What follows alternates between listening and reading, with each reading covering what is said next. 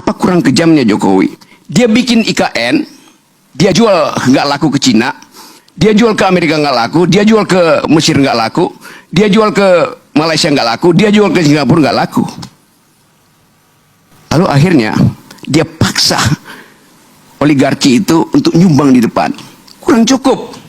Dia suruh APBN pindahkan 20, 30, 40% ke IKN.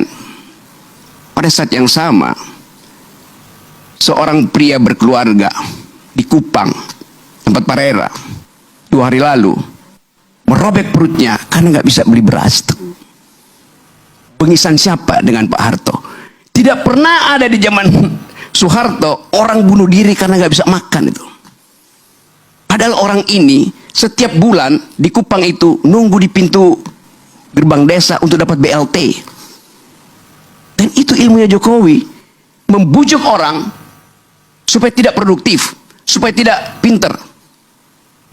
Sebagian besar mereka yang nunggu BLT itu adalah pemilih yang tidak tamat kelas 7. Bagaimana mungkin kita bicara hal-hal yang normatif, etik pada pemilih yang 80% dari pemilih Indonesia itu tidak tamat kelas 7, artinya tidak tamat SMP. Mereka menunggu serangan fajar, mereka menunggu BLT. Itu bengis namanya tuh. Zaman Pak Harto kurang ajar. Dia suruh konglomerat eksploitasi sumber daya. Berapa persen yang balik ke negara? 35%. Zaman SBY berapa persennya balik ke negara? 27%. Zaman Jokowi berapa persennya balik ke negara? 6%. Itu bengis namanya tuh. Hak saya untuk dapat keadilan, hak mama untuk dapat nutrisi supaya anak-anaknya punya masa depan, tidak mengalami stunting, dibatalkan oleh Jokowi melalui proyek-proyek infrastruktur yang nggak ada gunanya tuh. Tadi saya baca di koran, Gubernur DKI bilang begini, ASN kalau Anda malas, saya kirim ke IKN. Jadi IKN itu tempat pembuangan, tempat penghukuman.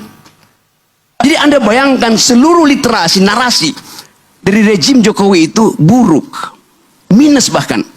Tidak mengajarkan impian, kenyataan yang dibikin oleh Jokowi. Di mana IKN itu bagus? Ada di mana? Di laptopnya Jokowi itu. Itu dasarnya. Jadi saya mau terangkan ini untuk memberitahu bahwa yang disebut otoritarianisme tidak harus melalui keadaan yang Anda lihat. Kenapa Presiden Soeharto otoritarian? Ya karena dia rejim militer.